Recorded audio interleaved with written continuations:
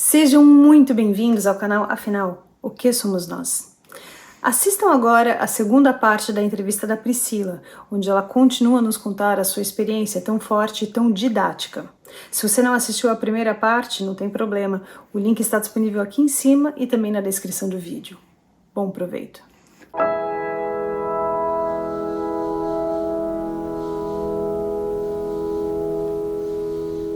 E que ninguém me protegeu e que ninguém... Enfim.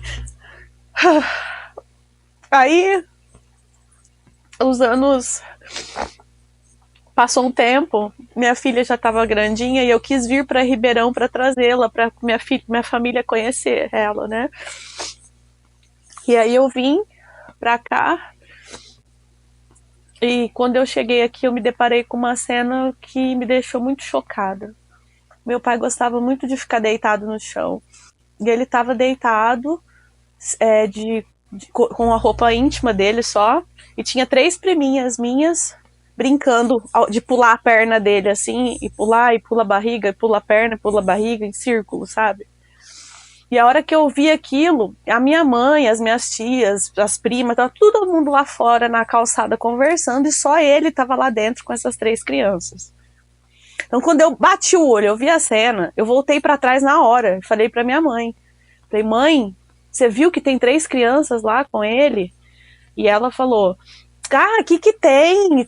É coisa da sua cabeça. De novo, ela veio com essa história, que era coisa da minha cabeça, de que eu não podia ficar, como que eu vou dizer, potencializando as situações, né? E ali eu fiquei com uma raiva tão grande que eu virei e falei, olha aqui, gente, o negócio é o seguinte, eu parei a conversa de todo mundo e falei. Eu falei, olha, eu fui abusada pelo meu pai quando eu era criança, eu soube há pouco tempo, hoje eu tenho uma filha e eu acabei de vir de lá de dentro da sala, tem 3 filhas de vocês lá dentro brincando com ele tá de cueca lá na sala. Vocês acham isso normal? Tudo bem, mas eu pelo menos estou me livrando, se acontecer de novo ou com alguma criança, alguma coisa, não vou levar essa culpa comigo. A partir desse momento, todo mundo parou de falar com a minha mãe, com o meu pai, com a minha família. E eu tinha ficado na casa da minha tia, nessa vez que eu vim para Ribeirão. E aí eu fui e chamei os meus irmãos numa praça para conversar com eles também. Porque eu percebi que ela não tinha contado para ninguém. Ela não tinha falado. Então eu fui e falei para os meus irmãos o que aconteceu, chamei eles numa praça e contei tudo, chorei muito, como estou falando aqui, foi um desabafo muito grande, falei, talvez vocês não se lembrem, porque vocês são mais novos que eu, mas eu passei por isso. E por que eu estou falando isso para vocês? Porque eu não moro mais aqui na cidade. E amanhã, um irmão meu já tinha um filho, eu falei, vocês podem ter filhos? E a pessoa que faz isso não faz só com menina, faz com menino também, faz com o que aparece na frente. Então eu tô na verdade, querendo que vocês tenham uma precaução relacionada a ele, para que mais ninguém sofra o que eu sofri. Porque hoje eu já sou uma adulta e eu carrego sequelas disso na minha vida. Eu não tô dando conta. Né, tá difícil para mim. Eu lembro que os meus irmãos, um chorou, um outro irmão meu, eu até perguntei para ele se tinha acontecido alguma coisa com ele, ele disse que não, enfim, graças a Deus. E aí, logo já deu outro dia e eu fui embora para Maringá de novo com a minha filha. Passado uma semana, certinho, num sábado, 1h da tarde, a minha mãe me ligou, falando assim, olha Priscila, eu tô te ligando porque eu queria te contar o que aconteceu depois que você veio aqui. Você veio aqui e contou para todo mundo, né, uma história que já era do passado, que não tinha que ser falada mais, né, então todo mundo ficou com raiva da gente, não conversa mais com a gente, seus irmãos brigaram com seu pai, e o seu pai ficou uns dias aí sem aparecer em casa. E na sexta-feira ele apareceu aqui, pediu para tomar um banho, entrou dentro do banheiro e a gente ouviu ele gemer. E aí eu já chamei o seu irmão, a gente empurrou, né, a porta E ele estava caído lá, completamente branco, tinha sangue para todo quanto é lado. Ele estava com 2 cortes no peito. E ele tentou se matar, né? Tentou tirar a vida dele. E só que a hora que ele saiu daqui, até a gente chamar a ambulância, tudo, chegou a polícia civil e tudo mais, ele saiu daqui já declarado morto. Ele foi para o Hospital das Clínicas, mas ele já saiu daqui porque o médico até me explicou que a gente tem 7 litros de sangue no corpo. Ele tinha praticamente só 2 dentro do corpo dele. 5 litros já tinham se esvaziado nesse tempo em que ele estava lá dentro. E a polícia não acreditava que ele tivesse feito aquilo sozinho, né? Então, a minha mãe pediu para que eu voltasse de Maringá para Ribeirão para testemunhar a favor dela, né? Para contar, assim, como que ele era, o que ele tinha feito comigo. E aí eu falei, e ela falou, e também amanhã vai ser o enterro dele, porque os médicos já desenganaram ele. E agora eu já assinei os papéis, os médicos falaram que vão desligar os aparelhos às 3 horas da manhã. Ele tá... uma facada pegou direto no coração e ele viu que não tinha conseguido ainda com sucesso. Ele afundou a mão assim no peito, achou um outro buraco e se esfaqueou de uma forma que atravessou o coração e chegou no pulmão, a segunda facada. Então ele chegou lá no hospital onde ele pegou infecção generalizada no corpo. Ele tá entubado, não tá respondendo, tá morto.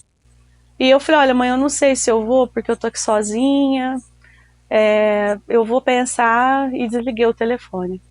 Porque naquele momento, Carlos, me deu uma raiva também muito grande, porque aquela pessoa que nunca tinha me defendido, né, que querendo ou não só me livrou daquela situação, mas eu fui obrigada a continuar com o meu agressor e tudo mais, pediu a minha ajuda naquele momento. E eu ainda estava com muita raiva, né, de ter sido enganada. Eu fui enganada sobre a minha história de vida, né?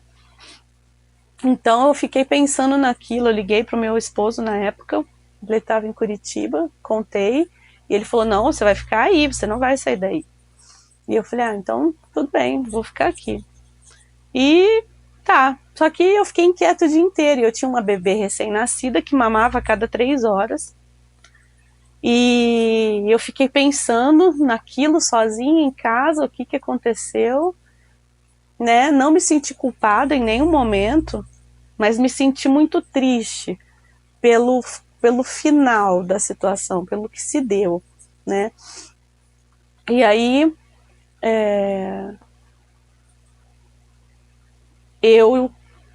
quando chegou mais ou menos umas 10 da noite, a minha filha dormiu e eu não conseguia dormir.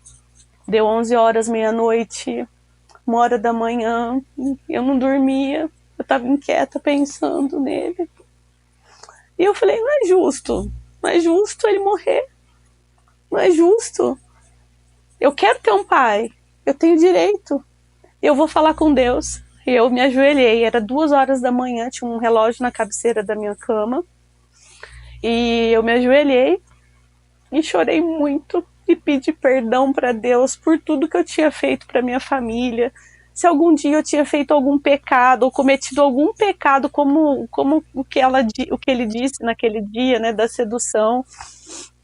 Pedi perdão para Deus por tudo, por cada coisa errada que eu tinha feito, e falei, Pai, eu perdoo o meu pai de todo o meu coração por tudo que ele fez comigo.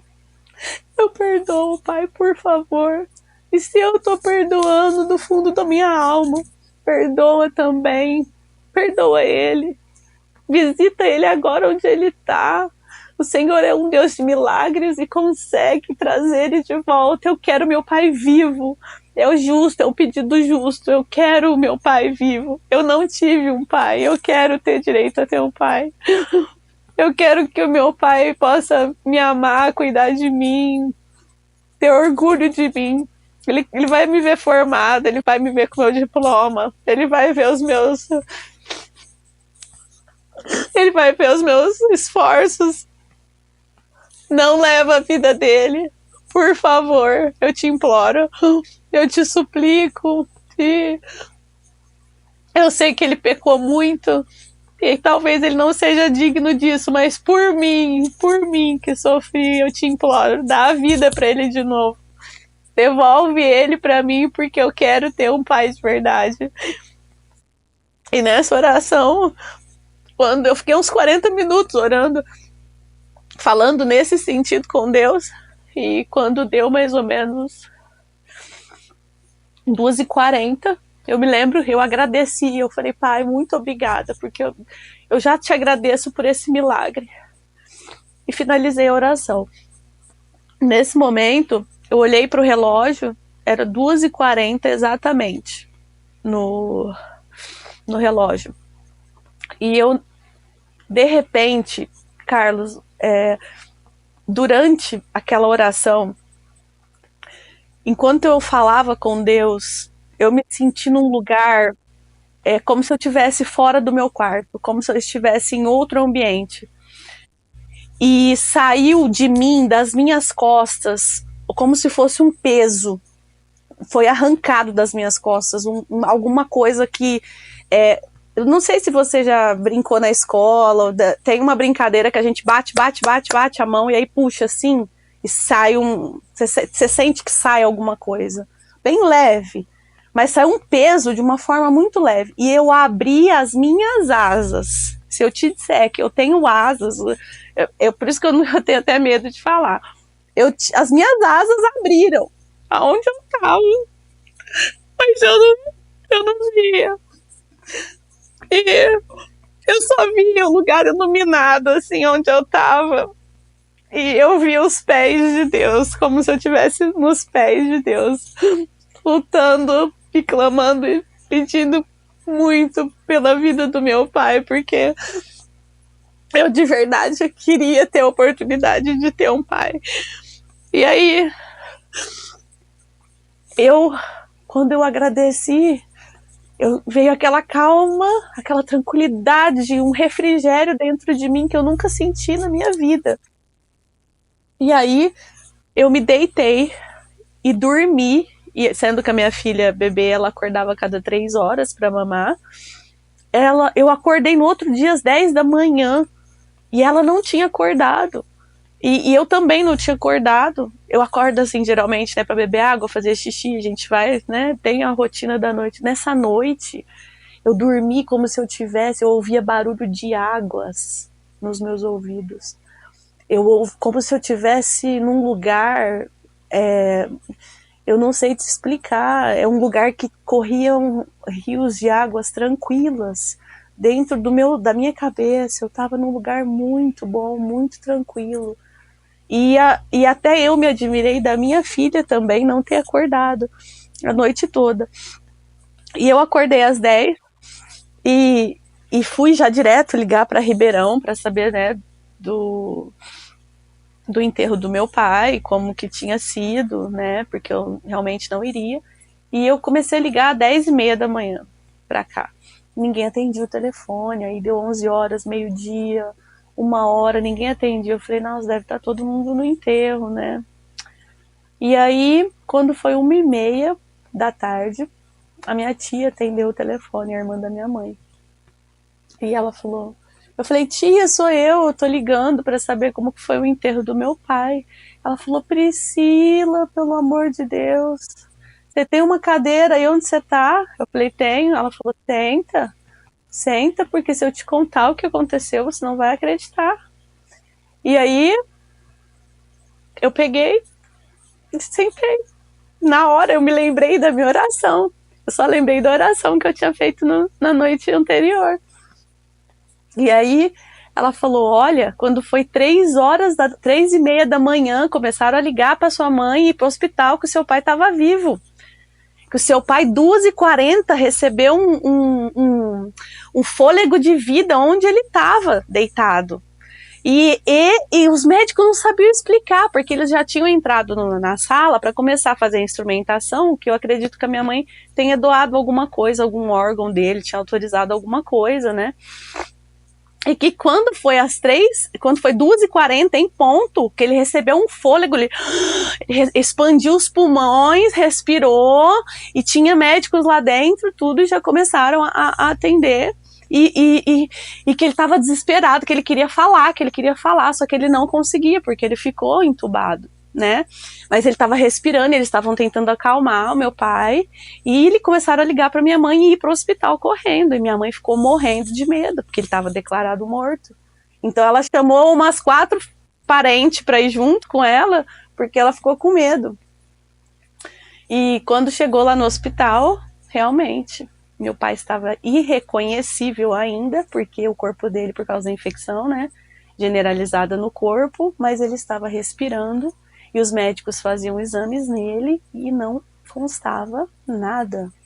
O meu pai não ficou com nenhuma sequela, ele ficou apenas com a marca do corte aqui no meio, assim, né, da cirurgia no peito, e só, mais nada.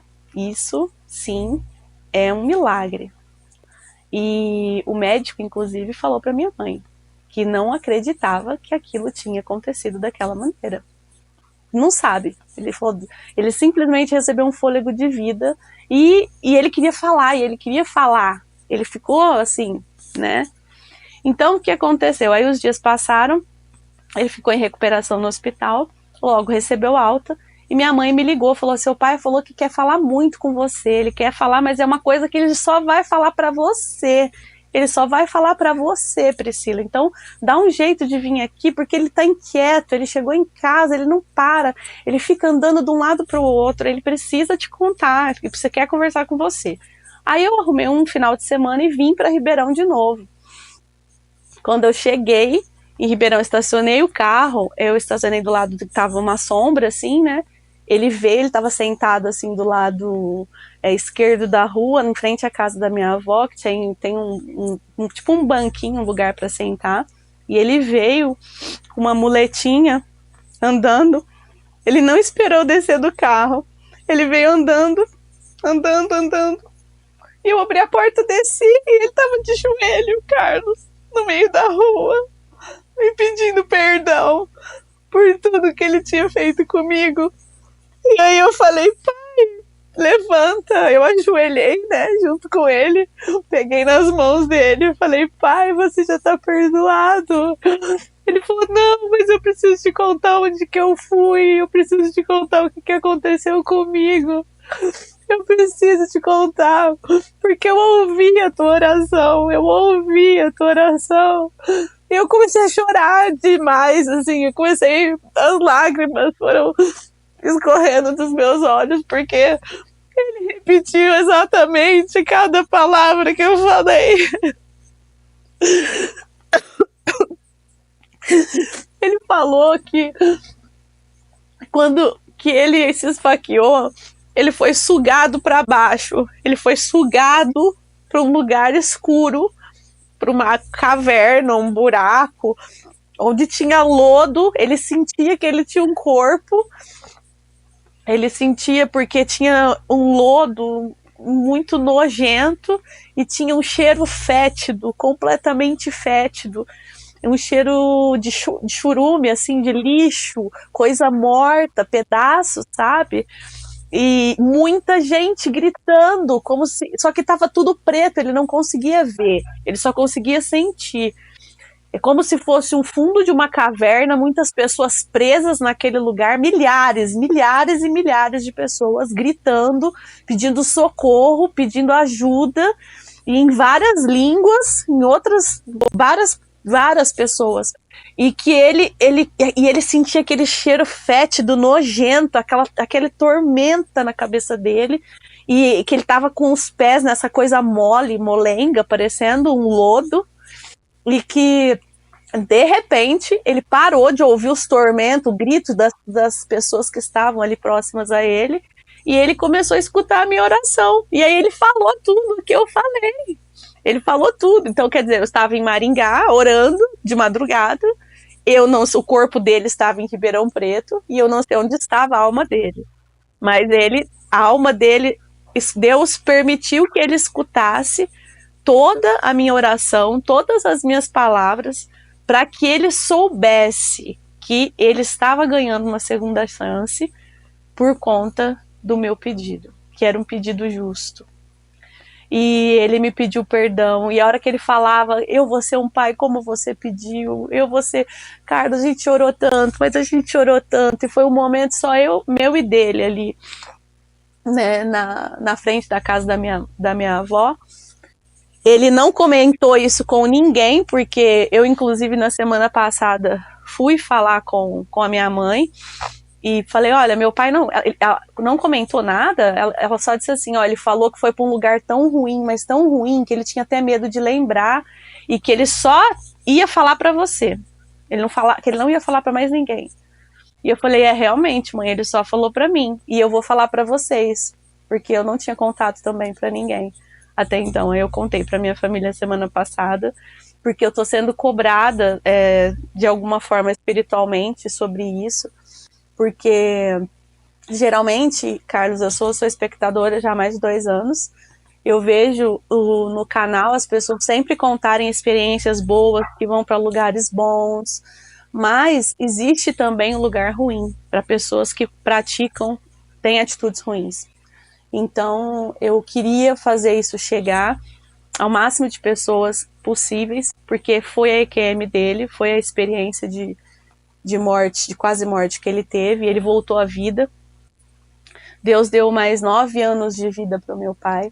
Nesses 9 anos ele se aproximou de mim, ele teve a oportunidade sim de ser um pai para mim muito melhor, e ele ficou muito feliz e honrado, e onde ele ia, que eu estava próximo, ele falava, olha, essa é minha filha, ela é professora, ela se formou lá na universidade pública, e aquilo, assim, parece uma coisa tão pequena, mas pra gente que é filho, é tão significante, é tão importante a gente ouvir do nosso pai, sabe, o quanto que a gente é importante para ele, e assim foram se passando, só que ele continuou bebendo, fumando, né, mas foi uma pessoa melhor, ele foi uma pessoa melhor, até que chegou no dia 17 de setembro de 2017.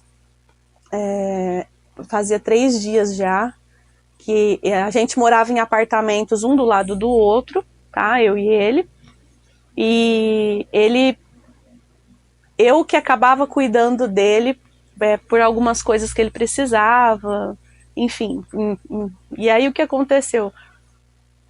3 dias antes da morte dele, ele começou a ver espíritos. Ele entrou dentro da casa, do apartamento dele, ele falou pra minha mãe, falou, nossa, que tá lotado de gente, você não tá vendo esse tanto de gente que tá aqui? Aí a minha mãe, que tanto de gente, do que você tá falando?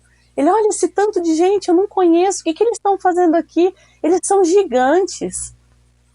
Aí minha mãe falou, ué, como eles são? Eles têm mais de 3 metros de altura, eles têm 3 metros, porque tá da altura da parede, e tem um que ele é maior, e ele tá até com a cabeça virada assim, porque para não passar do teto, ele tá com a cara muito brava, ele tá me olhando muito bravo, eu não sei quem são essas pessoas. E aí minha mãe perguntou como eles se vestiam. Aí meu pai falou que eles estavam com umas túnicas de linho, meio bege, e tinha uma corda amarrada na cintura. E que eram muitos. Aí minha mãe, como é evangélica, pegou o óleo da igreja, começou a passar nele, fazer oração pela casa, porque ela não via, mas ele via. E ele viu nos 3 dias. Nos 2 primeiros dias, eles dormiram juntos, na cama, né? E no 3º dia, que foi o dia que ele faleceu, ele tinha um problema de apneia. Então a minha mãe ficava tocando nele assim toda hora que ele parava de respirar, né? Ai, você tá sem respirar. Ó. Aí ele reclamou, falou, nossa, você não me deixa dormir direito. Eu vou lá pra sala. E foi dormir lá no chão da sala, que ele tinha mania de fazer isso às vezes, quando ele tava com muito calor. E aí, quando foi 5 horas da manhã, minha mãe acordou, ele tava de bruços, virado de cabeça pro chão.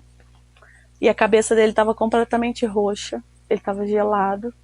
Aí a minha mãe começou a bater na minha porta do lado para eu acordar que ela não tinha força para desvirar ele, ela estava chamando ele para ele levá-la na igreja, né, que ela queria ir. E aí eu não acordava. Eu também naquela noite tive o mesmo sono daquela primeira experiência que eu tive. Eu tive um sono que eu não acordei para fazer xixi, para beber água, para nada. Eu tive um sono completamente tranquilizante. E ela também, porque ela disse que depois, né, tudo, ela comentou comigo. Ela falou, olha, eu sempre acordo de madrugada, eu não acordei. Eu tive um sono profundo que nada me acordou, um sono pesado. Eu ouvia águas, ela falou. Eu falei, mãe, eu também ouvia águas. Eu ouvia barulho de águas. E foi isso. E aí meu pai faleceu de insuficiência respiratória. Ele estava, quando ela conseguiu me acordar, meu irmão já tinha chegado, ambulância, todo mundo, e eu vi ele, eu entrei em estado de choque, porque eu fiquei paralisada, por ver que ele estava deitado assim, só a cabeça dele roxa, como se ele tivesse sido enforcado, né? E a única coisa que eu consegui falar para os paramédicos que estavam ali é: faz alguma coisa, porque eu também tenho primeiro socorro, mas eu não conseguia me mexer. E aí os médicos, né, falaram: olha, calma, a gente vai fazer. Tentou colocar aquele, eu não sei o nome, daquele negócio que dá choque, né, no peito. O coração dele falou: ele já morreu há 1h30, mais ou menos, porque a cabeça dele tá roxa, as pernas já estavam roxas, a barriga. Então ali naquela situação já não tinha mais o que fazer. E aí ele assinou o óbito do meu pai. E meu pai foi levado porque o caixão não subia. Então tiveram que levar ele. Ali eu vi o quanto a gente é insignificante nessa vida e o quanto a gente realmente não vale nada. Porque eles enrolaram o corpo do meu pai no edredom e saíram arrastando. E como tinha escada, foi batendo assim, o corpo dele na escada, sabe? Eles não tiveram nenhum mínimo de cuidado. E ali eu vi o quanto que a gente não vale nada mesmo. Não, a gente tá aqui de passagem, a gente é peregrino, né? E aí veio a pandemia. E depois que ele faleceu, eu fiquei muito mal. Eu fiquei muito mal mesmo. Porque eu não consigo explicar. Ligação assim, poxa, eu falar uma pessoa que te fez tanto mal, mas eu tinha uma ligação com meu pai que não sei explicar, talvez não seja daqui. E eu realmente perdoei ele de todo o meu coração. E eu espero que ele esteja num lugar muito bom. Eu oro por ele até hoje, peço para que Deus tenha misericórdia da vida dele, porque nós estamos num mundo, né, onde tem muita maldade, onde tem pessoas muito ruins. E eu entrei em depressão depois que ele faleceu, porque eu fiquei grávida de novo. Nesse tempo eu fiquei grávida de novo. Eu tenho um filho de 6 anos que é autista. Me casei e me divorciei pela 3ª vez. E eu acredito na minha terapia que eu não consigo, né, ter vínculo ou confiar hoje nas pessoas, muito pelo que eu passei com ele, pela situação, e também psicologicamente, porque o pai é o primeiro modelo, né, de exemplo para a filha, e isso acabou me prejudicando. Eu espero ter uma superação completa em relação a isso, mas eu realmente houve o perdão da minha parte, eu quis o bem dele muito e queria muito que ele tivesse aqui até agora, mas infelizmente, né, o tempo dele terminou. Priscila, a sua história é muito forte, né? Eu nem tenho muitas perguntas, eu acho que está tudo explicado. Eu acho que eu tenho 3 perguntas para fazer para você. A primeira é sobre a experiência de quase morte do seu pai, conforme ele relatou. Ele diz que num certo momento ele começou a escutar a sua oração e que graças a isso ele acabou tendo esse sopro de vida que fez com que ele ficasse aqui por mais tempo. E você falou que até então ele se via no meio de um lodo que tinha um cheiro, um fedor, cheiro fétido. Eu queria saber o que aconteceu visualmente, sensorialmente, segundo as palavras dele, quando ele passou a escutar a sua oração. Mudou a luz, mudou o cheiro, mudou o lodo, alguma coisa, veio alguém falar com ele, ele foi para algum outro lugar. O que ele contou? Não deixem de assistir a terceira e última parte da impressionante entrevista da Priscila. Assista até o fim, onde ela dá um recado de extrema importância. Se você gostou, por favor, se inscreva no nosso canal. Dê muitos likes, faça comentários, compartilhe com seus amigos, toca o sininho que você sempre fica sabendo assim que chega vídeo novo. E se você tem alguma dúvida ou passou por uma EQM e gostaria de compartilhar a sua história com o mundo, por favor, nos escreva. O nosso e-mail é afinal.oquesomosnós@gmail.com. Essa é uma nova fronteira do conhecimento humano. Vamos juntos atravessá-la?